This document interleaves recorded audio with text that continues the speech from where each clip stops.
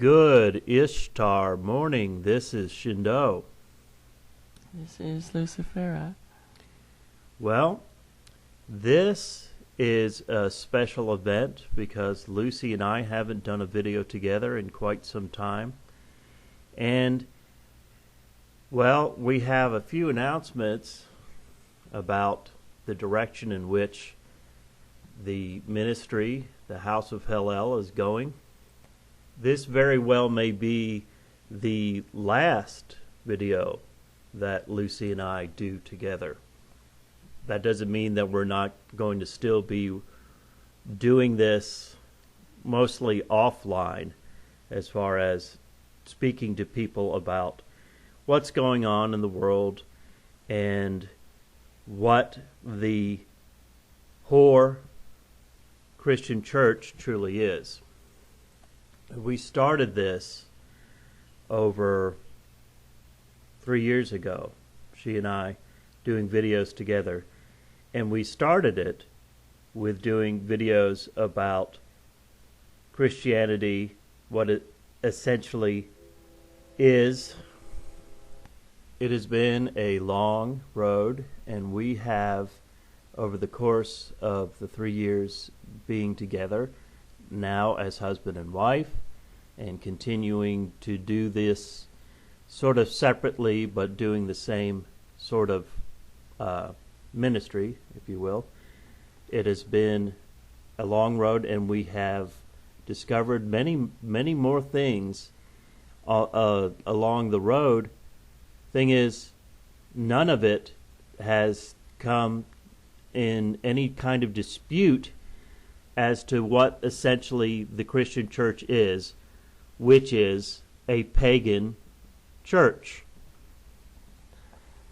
The House of Hillel has evolved over time, and on my side of things, it has become more of a Judeo-Luciferian form of things. I want to point out to those of you who are still following us on YouTube, and over the course of the last few years, both of us have over 1,000 subs, and we're not going to totally ignore you, although we are not going to be easy to get to anymore. The internet in general has become a place that is not receptive to our message. So it's not just that. Lucy and I are actually going to be detached from society in general. I'm not going into any detail. Those of you who know us know exactly what it is I'm talking about. You will still be able to contact us online, but we won't be going online very often in the very near future. So this is your heads up. As far as my news videos, I don't even know if I'm going to be doing many of those anymore, because there's just no point in it. I told you what was going to happen. It's happening. Now all you have to do is sit back and watch it. If you want me to give you details every day about what's going on, I gave you details about what's going on months ago before it started. We both have been warning you for some time. It is up to you to listen or to reject it. But you will see these things come to pass. And on my side of things, I am really here to help enlighten and teach you, to give you wisdom for these dark times. My main objective for the past several years was preparing the way for what now is, I know of course, as being Lucifera here. I have been preparing the way for her, although I had been preparing the way for her even before I met her. So my major part of any ministry is really drawing to a close as I become more of a figure of support for her. she has blossomed into something far more than I could have imagined or hoped for when we first started doing these videos together. So this may very well be the last video that she and I do together. Just a heads up on that. It's not a bad thing. It's not a sad thing. We have really seen this come to its fruition with the House of Hillel, and that House of Hillel will be out there in the world. If you are here in the United States of America and you want to meet us personally, then that may very well happen for those of you who are close to us. So while we're still doing these videos for the next few weeks, while we're still available, just send us a message here on YouTube, or if you have our Facebook channels, then or Google Plus, whatever.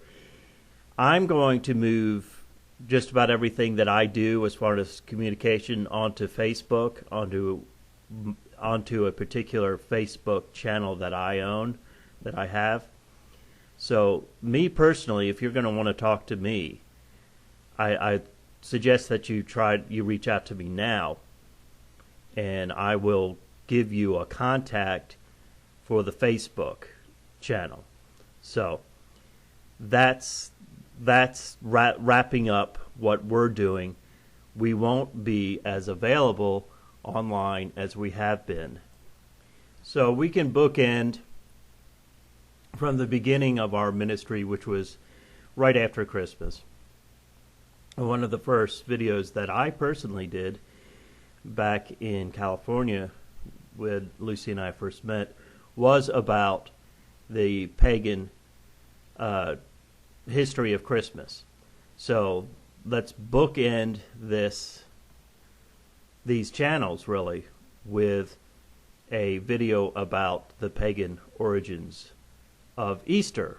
Just in general, Christianity is a pagan religion. Now, I don't have a major problem with the fact that they're a pagan religion. I have a major problem with the fact that they're a pagan religion and don't recognize it and call you a liar when you say that they are. Christianity, starting with the Roman Catholic Church, has had the propensity to keep itself alive by absorbing the pagan customs of the people that they conquer. This is what the Roman Catholic Church did, and now what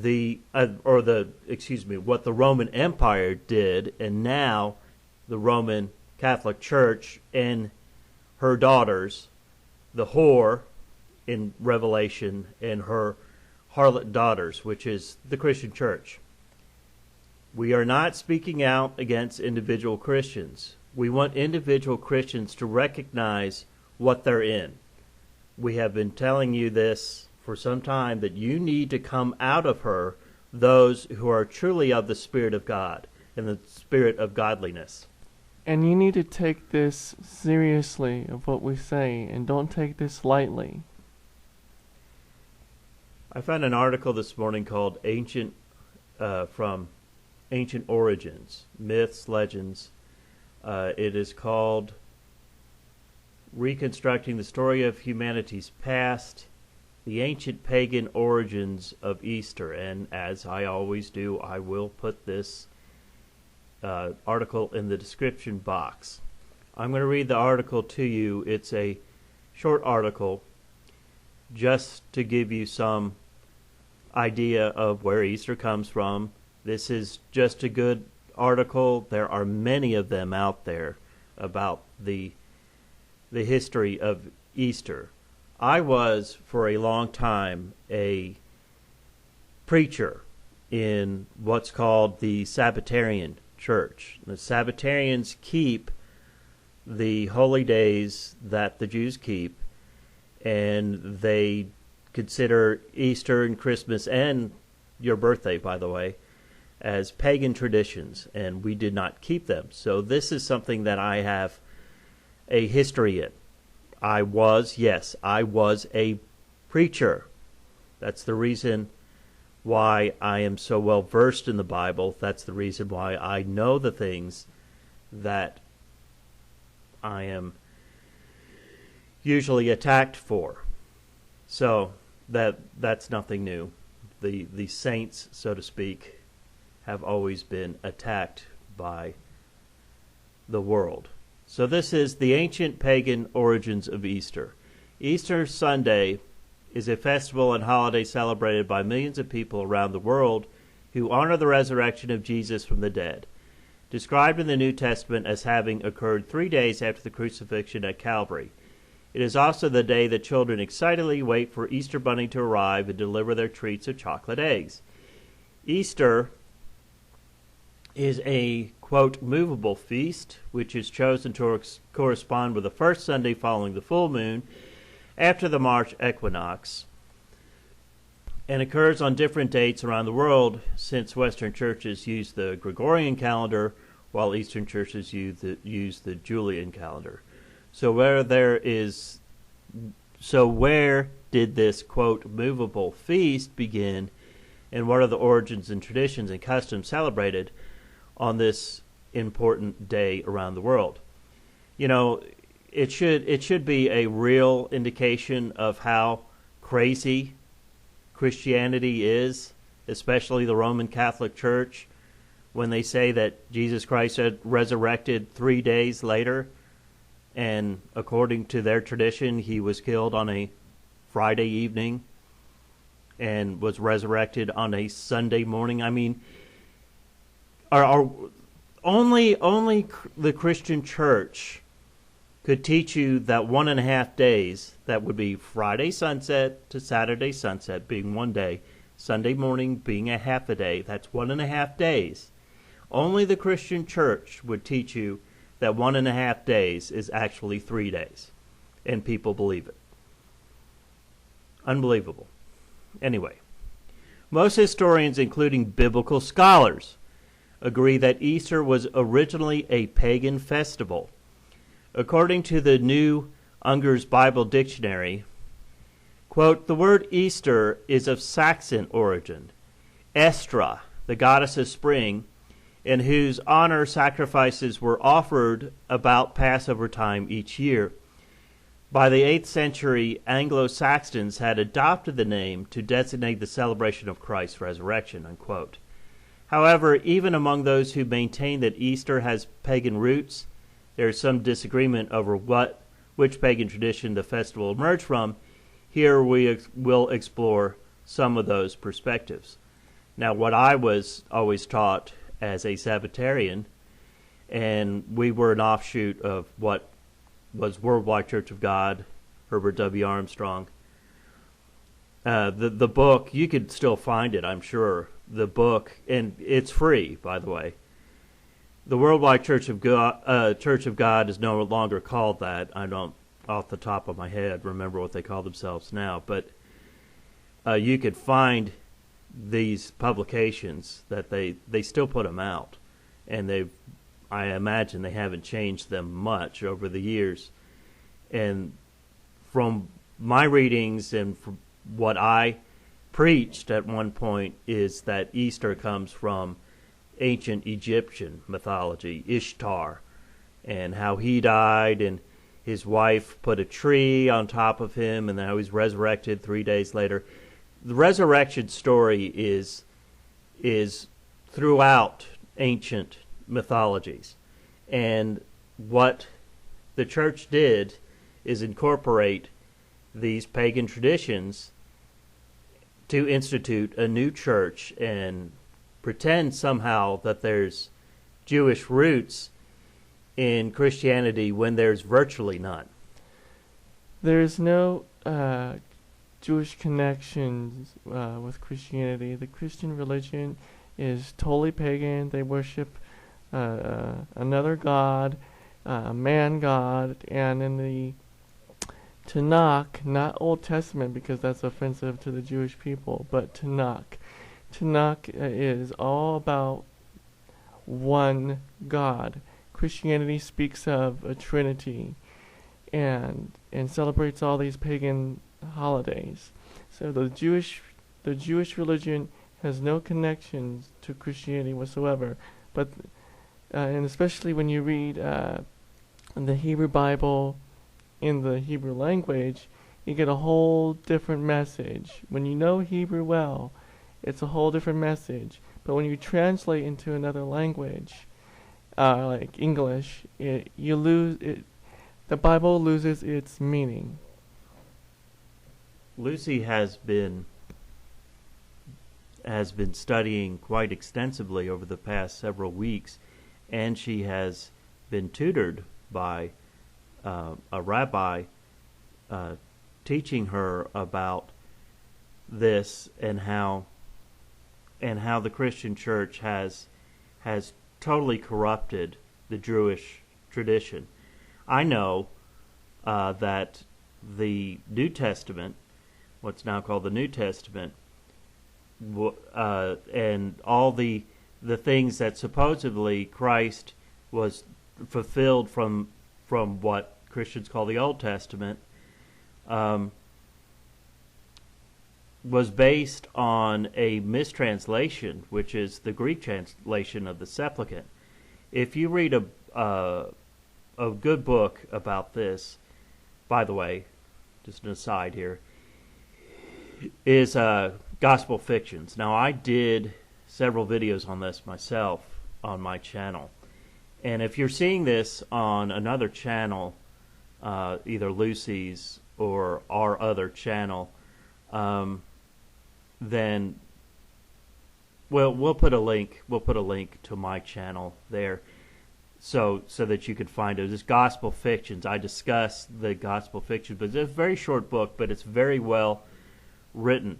So the thing is, you can't find a whole heck of a lot about this simply because the church has repressed anyone who speaks out against it and rightfully shows it for what it is. It is not a Hebrew-based, Israelite-based religion based in the Abrahamic faith that we now call Judaism. So, that being said, let's get back to the article. Resurrection as a symbol of rebirth. One theory that has been put forward is that the Easter story of crucifixion and resurrection is symbolic, or of rebirth and renewal, and retells the cycle of the seasons, the death and return of the Son. I was thinking how interesting it was the other day that we celebrate the birth of Christ during the time when things are most dead, right after the winter solstice, and we celebrate the death of Christ right after spring, which is, of course, about rebirth. So you figure that out.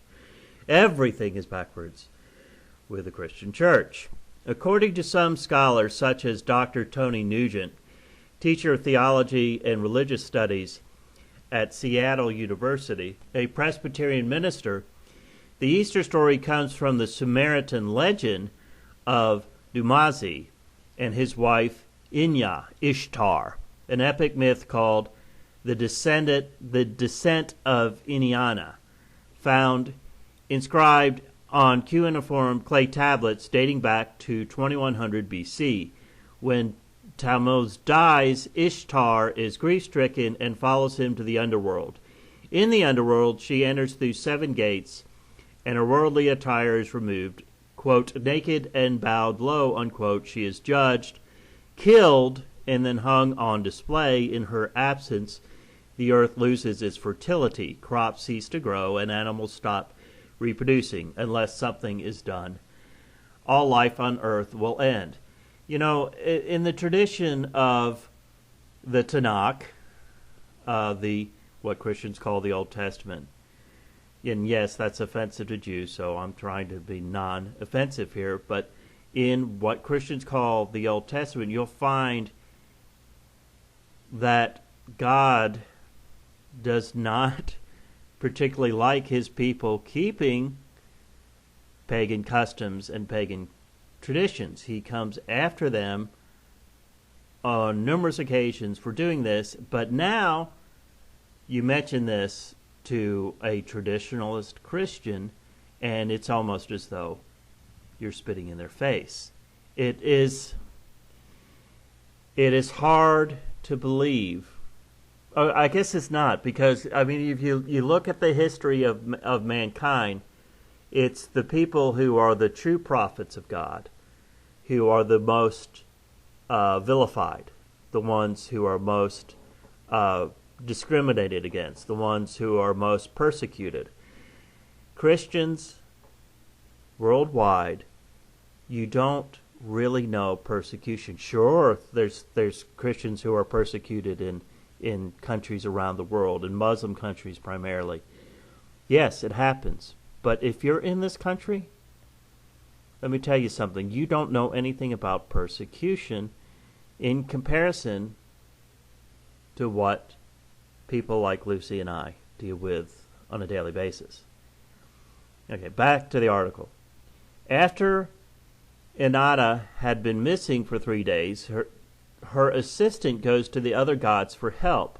Finally, one of them, Enki, creates 2 creatures who carry the plant of life and water of life down to the underworld, sprinkling them on Inanna and Damuzi, resurrecting them and giving them the power to return to the earth as the light of the sun for 6 months. After the 6 months are up, Tammuz returns to the underworld of the dead, remaining there for another 6 months, and Ishtar pursues him, prompting the water god to rescue them both. Thus were the cycles of winter, death, and spring life.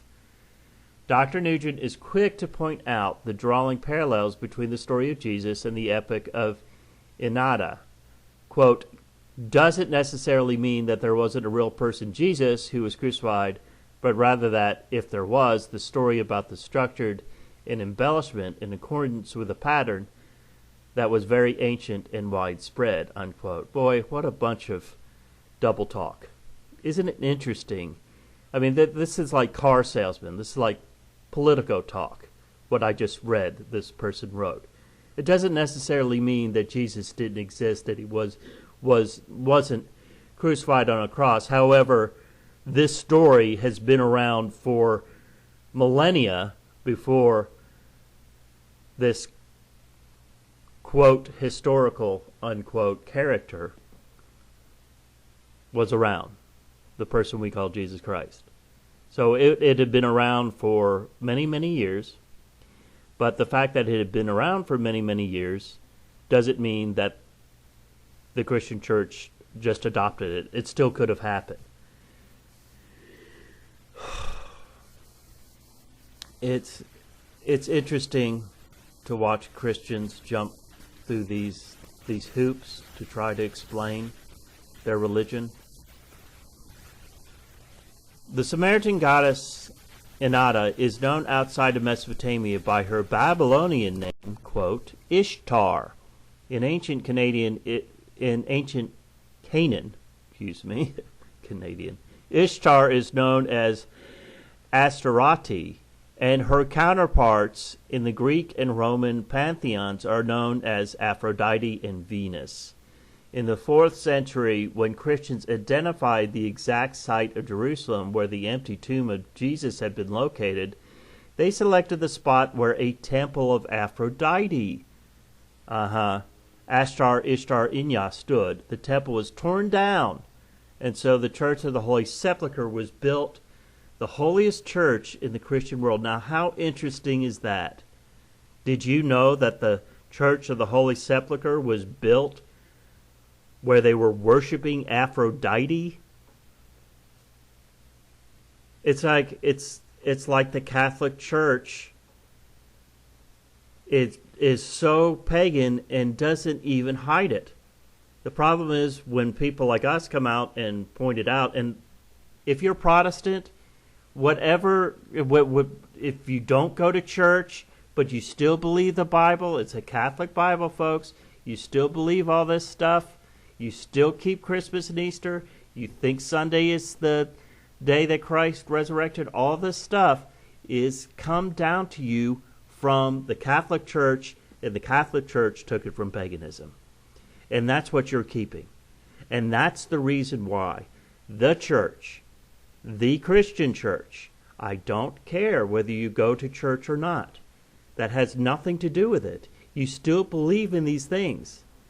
It's mind-boggling that people come at me and say something, and I say something back at them, and their response is, "Oh, well, I'm not a Christian," or "Oh, well, I never said I was a Christian."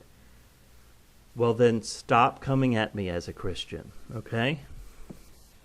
I get the exact same comments from these people.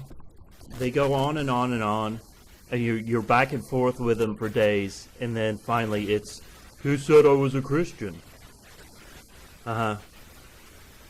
Dr. Nugent points out that the story of Inada and Dumuzi is just a number of accounts of dying and rising gods that represent the cycle of seasons and stars.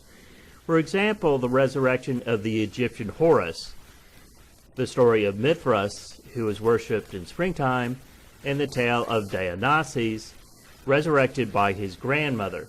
Among these stories are prevailing themes of fertility, conception, renewal, descent into darkness, and the triumph of light over darkness, or good over evil. It is a theme that people have been doing for thousands and thousands of years. And what happens is somebody else sees what they're doing, like Paul did in the in the New Testament, like Paul did in the epistles. He sees that something that they could take advantage of, and they use it to make themselves grandiose and to make themselves money. This is the tradition that has been handed down for years and years and years. It's just simply called the Christian Church now. This is why Judaism appeals to me. It doesn't have all this garbage, this paganism, and this is why I have come out and brought Judaism, and I'm combining it with Luciferianism. And again, Lucifer means light bearer, and it's all about going out there and sharing knowledge and wisdom with people. It has nothing to do with a pagan god. Lucifer is a word describing light, or light bearer, someone who gives knowledge and wisdom. And so, Judeo-Luciferianism that I'm doing, I'm coming out and sharing knowledge and wisdom with you people, and confronting the Christian Catholic Church, and exposing the lies, exposing the hypocrisy, and this is what I'm here to do, and to help you grow and to become a better person, and to go and to walk away from lawlessness, and to follow the law of spirit, and to be a better person. Since its inception, the House of Hallel has been about taking that seed of truth from the ancient Abrahamic faith, and that would be what we now call Judaism, in its ancient tradition, in its tradition that has been handed down through the Hebrews for many, many millennia. Not necessarily what you see in the Jewish tradition today. Not necessarily. We're here to confront the Pharisees of Judaism and of Christianity.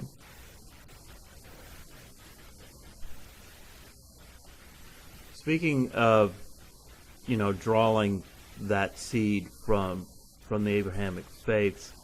We have a video about that. Now, this is the first video that we show to new members of the House of Hillel, and that is the Superman video. So here, you'll find that the Superman's mentioned in a couple of our videos. But it's the Superman video. Superman Transmutation of Abrahamism. Now, in that video, I'll tell you in a minute. We as individuals are always, evolving our perspective of things. So understand that if you go back to our older videos and you see something that you think doesn't jive with what we're saying today, then you ask questions, okay? There's no reason to put somebody on the defensive. If you're going to attack us, we're naturally going to be on the defensive. So don't attack us and then expect us not to be defensive, since we are indeed defending ourselves.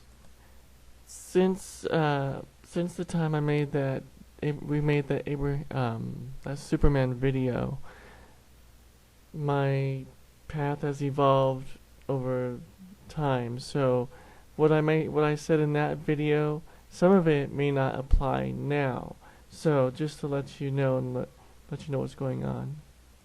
As in always, as we have made clear from the onset, Lucy represents this light and I represent this darkness, and it is a balance that we're maintaining, the two of us together. So understand, if I say something that you may think is disputing what Lucy might say, it may not necessarily be the case. You see, I don't see things the way most Westerners do. I am a Westerner, of course. However, I've adopted an Eastern spiritual methodology, which is that what we see as contradictory is not contradictory, but part of a oneness. Form is emptiness, emptiness is form. So, point being, just ask. Just ask. And again, don't attack us. There's no reason to attack us. We are not attacking you. Let's get this straight. We are not here to attack individuals, right? We are here to try to get individuals to understand how they have been blinded and fooled by Christendom. Okay, that is our main purpose. That's still our main purpose, is to expose Christendom. We are here to teach and to correct. Well, keep in mind that Lucy and I are not going to be here, that is here on YouTube. Those of you who are especially interested in what we're doing, you will find a way to contact us.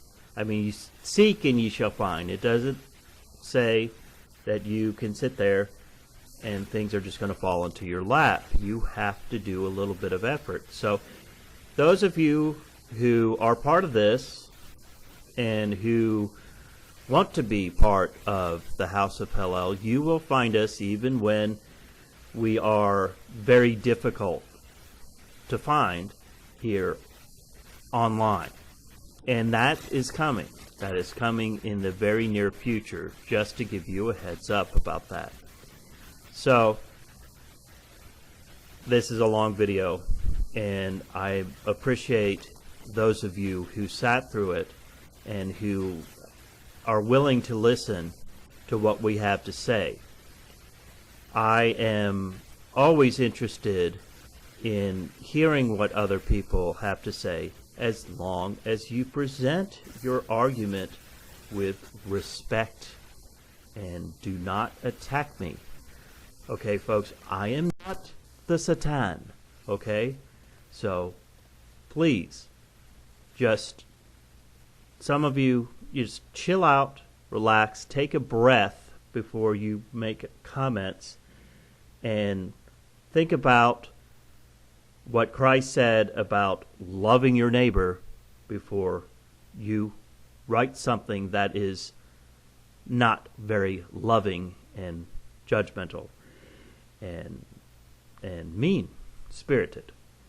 So, wrapping it up, everyone, enjoy your holiday weekend. I'm sure many of you got days off for this, regardless of what your faith is. So enjoy yourself.